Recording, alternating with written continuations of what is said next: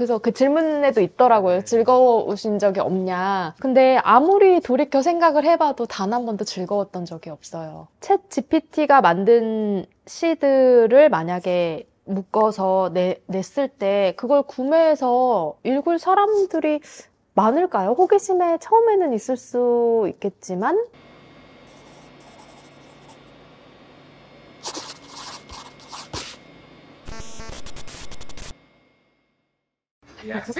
안녕하세요. 네, 이렇게 부끄부끄. 오늘 두 번째 게스트로 저희 안희연 작가님이 오셨어요. 네. 보내주신 것처럼 간단하게 그냥 편안하게 자기소개해 주시고 네. 바로 저희들의 이제 네. 그 시간 갖도록 하겠습니다. 네, 시 쓰고 있고요. 1년에 한 권씩 거의 진짜 아주 바쁘게 책을 지금 막 펴내고 이렇게 성실하게 작품 활동을 하고 있는데 책 나온 지가 얼마 되지 않아가지고 좀 여러 가지 마음들이 공존하고 있는 상태로 오늘 이 자리에 온 것 같아요. 그래서 책 나온 후에 어떤 기쁨도 있고 설렘도 있고 또 어떤 두려움도 있고 걱정도 있고 다양한 마음들을 좀 끌어안고 봄에서 여름의 입구로 들어가고 있는 중인 것 같습니다. 스몰 토크라고 하잖아요. 네. 책에서 보시면은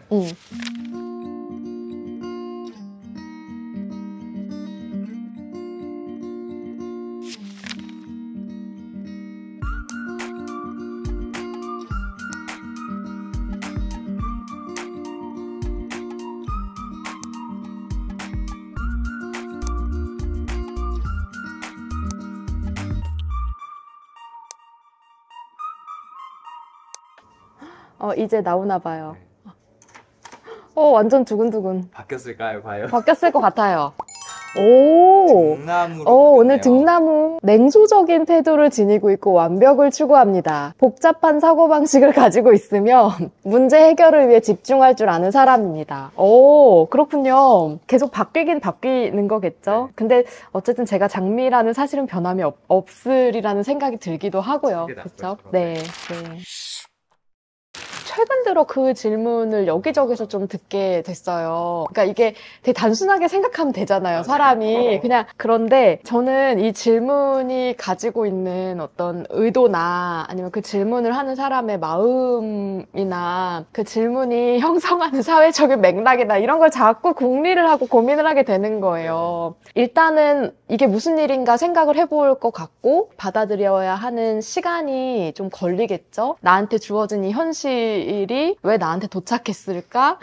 왜 너가 이렇게 변할 수밖에 없었을까? 이런 것들을 한참 골몰하면서 생각을 할 테고 그럼에도 불구하고 나의 어떤 그 사랑하는 사람이니까 그 사람이 가장 그 안에서 안전하고 잘 행복하게 지낼 수 있는 환경을 만들어주는 일에 또 애를 쓰겠죠? 저는 어쨌든 혼자 좀 채우고 작업을 하기보다는 다행히 너무 이렇게 호명을 많이 해주셔가지고 청탁에 응하는 글쓰기만으로도 버거워서 좀 개인적인 글이나 혼자 그냥 누군가 이렇게 보이지 않고 그렇게 쓰는 작업까지 할 어떤 심리적인 물리적인 여유가 있는 상태는 아니에요. 다만 어떤 글이든 출발은 다 개인적이고 내밀한 것에서 시작하기는 하고 이제 그런 메모의 수준으로 적는 것 혹은 일기의 차원에서 그냥 적는 것까지를 포함한다면 저를 위한 글도 당연히 쓰고 있고요. 그런 것들이 이제 싹이 되고 씨앗이 되어서 이렇게 화분에 예쁜 꽃으로 나무로 피어나는 과정을 거친다면 그것은 이제 독자들에게 또 선보이게 되는 한 편의 글이 되는 것 같고 네, 요즘은 거의 핸드폰 메모장에 기록을 하고요. 왜냐면 휴대폰은 늘 막 주머니에 가방 속에 있잖아요. 늘 가지고 다니니까 간편해서 노트를 펼쳐서 연필을 꺼내서 쓰는 그 순간에도 사실 휘발되고 달아나 버리거든요. 그래서 진짜 머리를 막 감다가도 어떤 문장 같은 게 스치잖아요. 그럼 저는 그냥 거품채로 물을 뚝뚝 흘리면서 휴대폰 메모장에 메모를 하고 다시 머리를 감고 이럴 때도 있어요. 만약에 내가 전혀 내 사고의 어떤 카테고리 카테고리에 없는 주제로 음. 글을 청탁받으면 그때는 어떻게 하세요? 그때부터 생각을 시작을 하겠죠. 만약에 제가 쓸 수 있는 글이라고 생각해서 수락을 했다면 그 어떤 매혹이 있기 때문에 제가 잘 모르는 세계지만 수락을 했을 거 아니에요. 그러면 이제 그 이유도 생각해 보고 그 글을 쓰기 위해서 필요한 나름의 준비 운동 같은 것을 하는 거죠. 뭐 메모도 하고 관련해서 뭐 책도 찾아보고 글이 어느 날 갑자기 뚝딱 나오는 게 아니잖아요. 저도 문학을 하겠다고 마음 먹고 습작을 하고 글을 쓴 지가 뭐 데뷔만 10년이지만 그 이전에도 제가 혼자서 뭐 습작도 하고 그랬을 거 아니에요. 그러니까 꽤 십수년의 시간을 늘 이런 훈련이 저한테는 약간 피부처럼 그냥 받아들여져 있고 항상 그 안테나를 켜고 다니는 사람 같아요. 그래서 이렇게 보다 오늘도 이렇게 타닥타닥 하는 저 모닥불 소리가 지금 제 귓가에 계속 자극이 되잖아요. 그러면 그 어떤 모닥불이 타는 소리라는 감각이 제 안에 남아서 그게 또 오늘의 어떤 문장으로 변환될 수도 있는 거고 그런 식으로 저한테는 그게 피곤한 일이라기보다는 그냥 너무 당연하고 어떤 글 쓰는 사람으로 사는 한 계속 견지해야 할 어떤 태도 같은 것이고 근데 저도 살아야 하니까 글 쓰는 저도 중요하지만 생활인으로서 휴식하고 삶의 행복을 찾아 나가고 하는 저도 굉장히 중요하잖아요. 모든 일엔 다 동력이 필요한 거니까 그래서 의도적으로 요새는 스위치를 좀 많이 꺼두려고 노력을 해요. 그래서 옛날처럼 이렇게 막 모든 문장을 다 받아 적지는 않고 지나가는 문장으로 둘 때도 있고 그냥 이 마음도 흘러가는구나 이 문장도 그냥 흘러가는구나 하고 그냥 버려두고 스스로 필요한 문장이라면 언젠가 다른 옷을 입고라도 나에게 찾아와 주겠지라고 생각하면서 흘려보내는 경우도 잦아졌고요. 근데 이것도 되게 조심스러운 게 모든 시인은 아니고 네. 시인인 제가 해야 되는 몫으로 이렇게 소급해서 이야기를 한다면 울고 있는 사람을 모른 척할 수 있는 사람은 아닌 것 같아요. 어떤 한 사람이 울 때 저는 글로써 어떤 그 사람 곁에 있고 싶어 하는 사람이고 살면서 벌어지는 너무나 가슴 아픈 수많은 일들을 통과하는데 누군가는 문장을 붙잡고 그 시간을 이렇게 관통해서 빠져나오는 사람도 있으리라는 생각이 들고 그때에 붙잡는 문장을 쓰는 사람이면 좋겠다. 제 스스로가 그런 생각을 가지고 있어가지고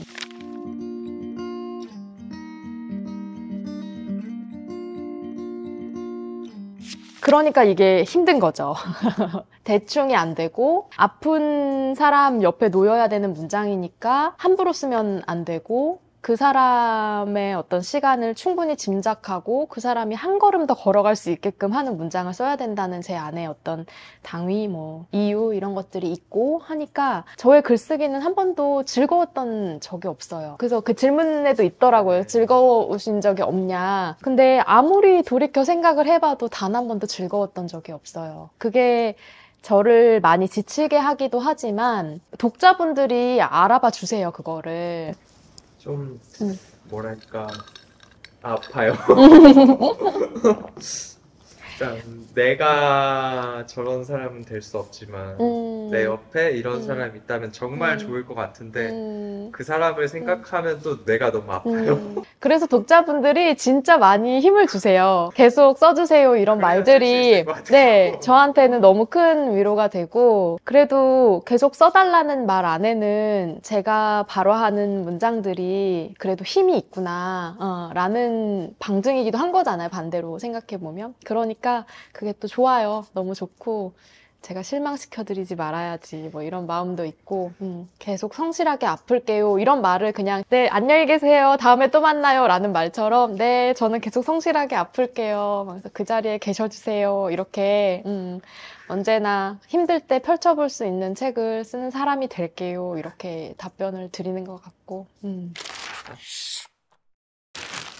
근데 어려서부터 너무 집에 책이 일단 많았고요. 네. 그러니까 환경적으로 네, 집에 늘 책이 있었고 근데 그때 막 저는 어려운 걸 읽는 게 아니라 그냥 왜 어린이들을 위해서 사랑의 학교라는 책 혹시 아세요? 요즘 그래픽 노블이나 웹툰 같은 거에 시초 같은 게 아니었을까 싶어요. 글도 있고 그림도 있고 근데 만화처럼 이렇게 책장에 빠르게 넘어가는 그런 책들 닳도록 보는 거예요. 그러니까 그 이야기가 주는 힘에 막 빠져가지고 그런 책들을 항상 읽었고 네. 어려서부터 뭐 동시암송 대회나 글짓기 대회 이런 데 가면 항상 상 받아오고, 그러니까 기질적으로 좀 글과 좀 친연하고 글을 좀 잘 쓰는 학생이었던 것 같기는 한데, 원래는 국어 선생님이 되고 싶었어요. 사범대학교에 가서.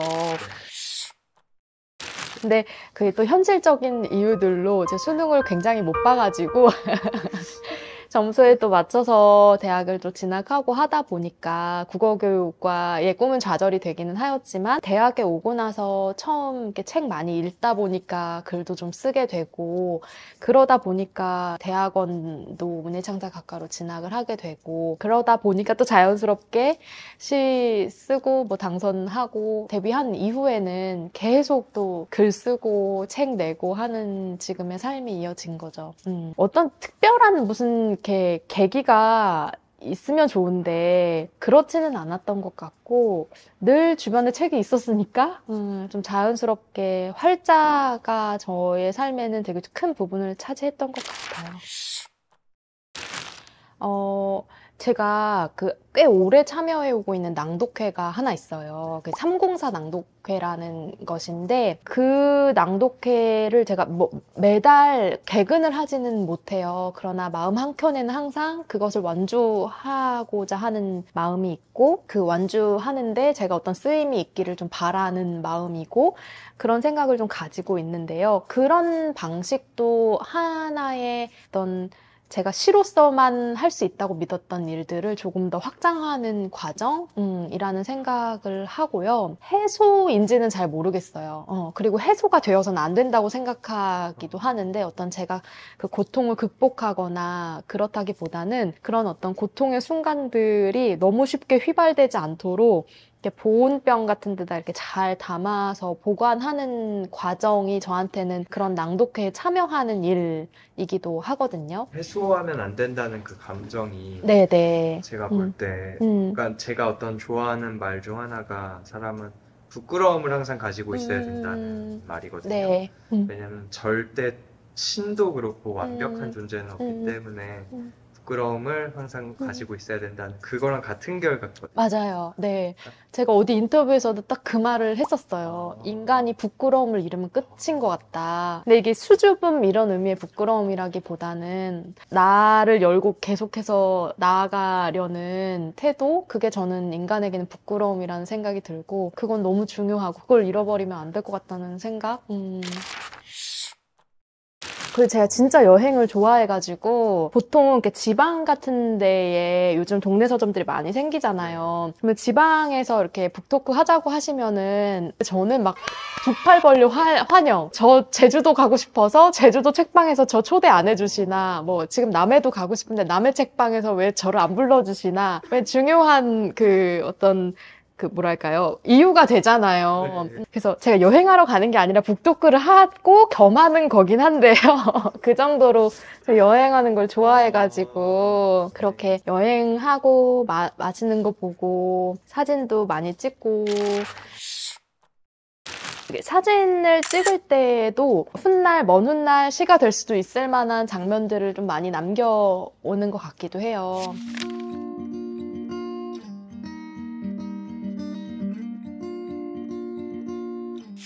가령 제가 예전에 진짜 일주일이라도 쉬어야지 도저히 안 되겠다라는 생각이 들어서 이제 제주로 여행을 갔는데, 꼭두를 모아놓은 그 미술관에 가게 된 거예요. 꼭두를 보자마자 나 시 쓰기 싫다고 도망 왔는데 이게 무슨 진짜 신의 장난인가 막 이런 생각을 하면서 사진을 잔뜩 찍어가지고 와서 결국은 꼭지에 대한 글을 또 쓸 수밖에 없었거든요. 그런 식으로 항상 그 사진을 나중에 돌이켜서 생각해 보면 이러려고 내가 이 여행을 간 거구나, 결국은 시로 가는 여행이었구나, 그런 걸 또 뒤늦게 깨닫게 돼요. 저 예능 되게 좋아해요. 학교에서도 학생들하고 모든 대화가 거의 가능해요. 물론 학생들은 그렇게 생각 안 할 수도 있어요. 저 되게 나이 많은 사람이 정말 친해지고 싶어서 애쓴다 뭐 이런 느낌으로 저를 받아들여 줄 수도 물론 있겠지만 그래도 제가 예능은 막 재방송까지 막 다 보고 그런 사람이거든요. 그래서 어떤 친구가 저한테 선생님은 그 글 쓰는 모든 스트레스를 예능으로 푸시는 거 아니에요? 라고 할 정도로 또 애호하는 드라마 있으면 본방사수하고 막 그렇거든요. 잘 봐요. 최근에는 예능 어떤 거? 최근에 근데 제가 진짜 책 나오고 너무 바빠서 TV 볼 시간이 진짜 없을 정도로 바쁘기는 했어요. 그렇기는 한데 요즘 닥터 차정숙도 보고요. 완전 지금 방영 중인 드라마. 네네네. 저 그냥 지금 하고 있는 드라마는 얼추 다 본다고 생각하면 되는데. 더글로리. 더글로리 당연히 봤죠. 카지노도 봤고요. 카지노도 네, 보셨어요? 그럼요. 그래서 제가 막 우스갯소리로 예능하고 드라마만 끊어도 내가 노벨문학상을 탔다. 막 그런 우스갯소리를 하기도 하는데. 근데 충격적인 거는 네. 다 그럴 수 있는데 카지노를 보셨다는 게 좀 제가 손석구 팬이어가지고. 나의 방식으로. 네, 해방일지 때문에 손석구 팬이 돼가지고 본 거죠. 그래서 서사를 따라간 게 아니라 그냥 손석구를 따라갔다. 뭐, 그렇게 생각해도 될 것 같습니다. 결말에 대해 어떻게 생각하세요? 결말이요? 뭐, 그냥 할 수 있는 최선이었다라는 생각이 들기도 하고, 손석구의 비중이 왜 1화부터 나오지 않았는가, 뭐 그런 불만은 조금 있는데요. 나의 방일지도 그렇고 좀. 저는 나의 방일지는 아쉬움도 조금 있었던 영화였던 것 같고, 네, 저는 나의 아저씨가 더 좋았어요. 저는 그 지안하고 할머니 서사를 참 좋아했는데, 할머니가 정말 돌아가시기 전에 그 지안이라는 아이한테 하는 대사들, 그리고 그때의 연출이 참 좋았어요. 제 기억으로는 아마 뭐 그 요양원 병원 정원 같은 데 앉아서 어떤 할머니의 말들과 지안이가 할머니의 말을 들으면서 바라보는 어떤 풍경들이 좀 순차적으로 차례차례 비춰지면서 이 친구가 어쨌든 그 죽음에서 삶으로 다시 되돌아가는 고통에서 용서하고 다시 새로운 어떤 편안함에 이르는 길로 돌아가는 그런 장면이었다고 저는 이해를 했는데 그 장면이 좀 저한테는 깊이 남은 것 같고 눈물 버튼이었죠. 독서 뭐 억지로 할 필요 있을까요? 억지로 할 필요 없을 것 같고 굳이 찾아 읽지 않으려고 하는 사람들한테 그렇게까지 그런 마음이 좀 들기는 해요. 그런데 다만 제가 책을 읽으면서 배우는 거는 정말 이 삶이 전부가 아니라는 것, 내가 경험하지 못한 다른 세계가 분명히 있고 다른 마음의 층위가 있고 내가 미처 하지 못한 생각들, 지식들 이런 것들을 얻을 수 있다는 생각, 어떤 삶에 대한 통찰력을 얻기 위한 하나의 방편으로 저는 독서를 삼고 있거든요. 다른 사람들의 삶을 들여다보려고 하지 않은 채로 생각하지 않고 질문하지 않고 살아가다 보면 어떻게 보면 먼 훗날 책을 통해서든 아니면 뭐 책이 아닌 다른 방편을 통해서라도 그 과정을 계속해서 거치고 연습한 사람과 그렇지 않은 사람의 미래는 조금 달라질 수 있다. 그래서 지금은 큰 차이가 아닐지 몰라도 먼 훗날에 가면 정말 큰 차이가 있을 수 있다. 라고 생각하는 쪽이어서 꼭 책은 아니어도 되지만 어떤 타인에 대한 관심, 그리고 이 세상에 나를 둘러싼 세계가 있고 끊임없이 연결되려고 하는 의지 이런 것들을 잃어버리지 않는 한에서 다른 방편을 찾아보시는 것도 저는 좋을 것 같아요. 그게 뭐 영화가 될 수도 있고 뭐 전시를 보는 일일 수도 있고 여행하는 일일 수도 있고 연애가 될 수도 있고 근데 어쨌든 그 과정을 책이 할 수 있다면 또 그거는 쓰는 사람으로서 저한테는 참 좋은 일이고 꼭 책은 아니어도 되지만 그런 방편은 누구나 살아가면서 하나쯤은 가지고 있어야 되지 않을까라는 생각은 합니다. 그냥 투정은 부려요, 저도. 아유, 한 달은 진짜 그 글을 안 쓰겠다. 제가 스스로한테 안식달을 주거든요. 왜냐면 지금 거의 1년에 한 번씩 막 산문집을 펴내면서 사실 좀 소진된 느낌도 있어가지고 당연히 저도 그냥 흰 종이 위에 검은 글자를 쓰는 게 아니잖아요. 그러니까 너무 막 생각도 많이 해야 되고 감정적으로도 많이 출렁여야 되고 하다 보니까 힘이 들어서 항상 11월까지만 원고를 쓰고 12월 한 달은 아무리 좋은 제안이 와도 거절을 하면서 그냥 안식달로. 그리고 다시 1월에 시작할 수 있게. 근데 안식달에도 마냥 안식달은 아니시. 그쵸. 머릿속으로는 계속 어떤 생각들, 1월에 어떡하지? 다음 책을 어떻게 새로 시작해야 하지? 그런 궁리들은 계속 하지만, 네. 그 글쓰기가 출판으로 이어지지 않더라도 그 글쓰기 자체를 그만둘 생각은 없어요. 저한테는 글을 쓴다는 게 그냥 살아가는 일과 사실은 같아요. 그러니까 제가 책상에서 글을 쓰는 것 같지만 사실 정말 그렇지 않거든요. 사람을 만나고 대화하고 여행을 가서 어떤 풍경을 마주하고 많은 감각들을 느끼고 그런 어떤 삶의 경험 속에서 글감도 얻는 거고 시의 재료도 얻는 거고 정서적인 그 어떤 충만함을 느끼기도 하고 결핍을 느끼기도 하는 것이기 때문에 그 과정은 지속할 것이다. 그러니까 그 글을 꼭 누군가한테 보여주지 않아도 출간을 하지 않아도 글쓰기를 포기할 생각은 없어요. 저한테 너무 중요한 삶의 형식이기 때문에. 저는 써본 적은 없어요. 근데 요즘 어느 자리에나 그 질문이 따라오더라고요. 다 물어보세요, 다. 왜냐면은 항상 그 서두가 되는 게 가장 위협이 되는 직업 작가가 이렇게 네. 따라오거든요. 근데 제가 너무 낙관하는 걸 수는 있는데 제가 그 시도 읽어봤거든요. 네네네. 근데 그렇게 좋은지 잘 모르겠어요. 그리고 표준의 글쓰기는 될 수 있겠는데 어떤 한 인간의 개성적인 문체가 있는가라고 하면 저는 없다는 생각이 들더라고요. 그럴싸는 한데 누구나 쓸 수 있는 작품이라는 생각이 들고 그러니까 그야말로 표준인 거죠. 근데 만약에 정말 좋은 시인은 이름을 가리고 읽어도 이 문체 나 어디서 본 것 같은데 이거 누구 시인의 문체잖아. 이거 누구 시인의 전매 특허잖아. 하는 개성이라는 게 분명히 있거든요. 정말 좋은 시인은 누구나 그걸 다 가지고 있어요. 근데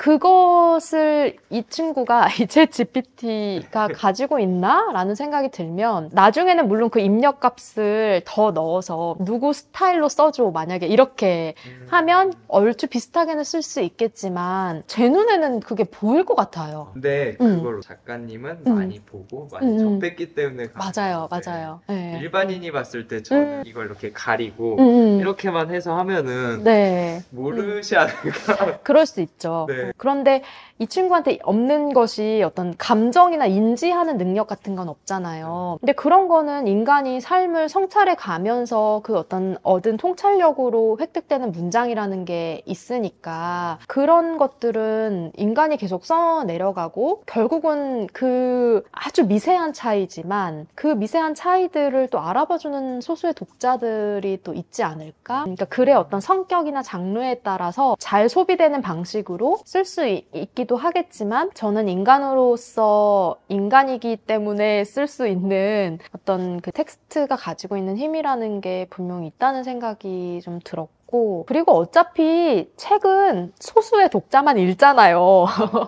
시의 독자들이 뭐 많다 해도 사실 글이 많지 않고 챗 GPT가 만든 시들을 만약에 묶어서 냈을 때 그걸 구매해서 읽을 사람들이 많을까요? 호기심에 처음에는 있을 수 있겠지만 그 사람의 2집, 3집이 궁금할까? 그 다음 행보가 궁금할까? 라는 생각이 들면 또 그렇지는 않은 것 같고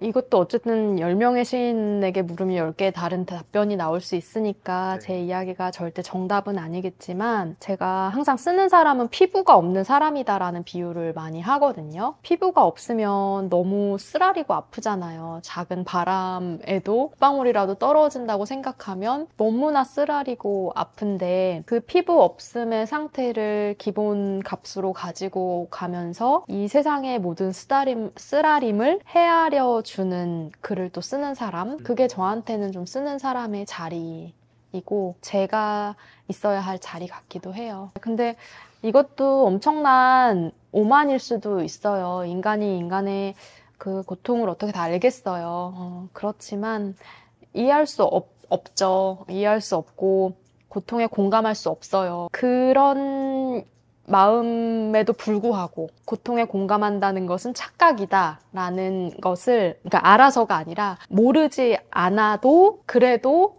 한 번 더 공감해보려는 의지를 품는 사람, 그게 어떤 작가 쓰는 사람의 자리가 아닐까 싶은 생각이 듭니다. 너무 제가 진지하게 얘기를 한 것 같아가지고 어떨까. 네. 근데 재밌었어요. 다행이네요. 전 네. 좋아하고 네. 진지함에서도 이제 저는 유머가 있었거든요. 네. 왜냐면 작가님 책에서 저는 네. 유머가 있었어요. 그래서 좋아하는데 네. 인터뷰하는 데서 네. 그렇게 느꼈어요. 네. 제가 다음 생에 태어나면 개그 우먼으로 태어나고 싶어요. 제가 이 얘기도 되게 자주 하는데 진짜로 정말 여러 가지 바람이 있는데, 제가 또 예전에 산문집에서도 고백을 한 적이 있는데, 장대 높이 뛰기 선수, 그다음에 무용수, 네. 무용가, 그리고 그리고 하나가 추가됐어요. 개그 우먼. 네. 근데 정말 살면서 유머가 너무 중요하다는 거를 많이 깨닫거든요. 웃을 일이 사실 잘 없잖아요. 그래서 어떤 깔깔거리며 웃는 것만이 웃음은 아니니까 다소 조금 진지한 답변이었더라도 그 어떤 진지함 속의 유머를 또 알아봐 주신 것처럼 아마 시청해 주시는 분들 가운데는 그런 어떤 진지함 속에 숨은 한 가닥 유머를 발견해 주시는 분이 있지 않을까 싶고요. 계속 꾸준히 저는 어쨌든 쓰는 사람이기 때문에 이렇게 인터뷰에 나와서 뭐 이렇게 말을 하고 하는 것도 되게 중요한 저의 어떤 일이기는 하지만 글로써 보여드리는 제가 가장 저에 가깝다는 생각이 들거든요. 그래서 말보다는 사실은 글로 더 말하고 싶고 그 글을 계속 알아봐 주시는 분들이 계셨으면 좋겠다 라는 생각이 들어요. 그래서 어디서건 반갑게 또 뵙고 오늘 나눈 대화도 너무 즐거웠다는 후기를 끝으로 마무리를 해보면 어떨까 합니다. 네, 감사합니다.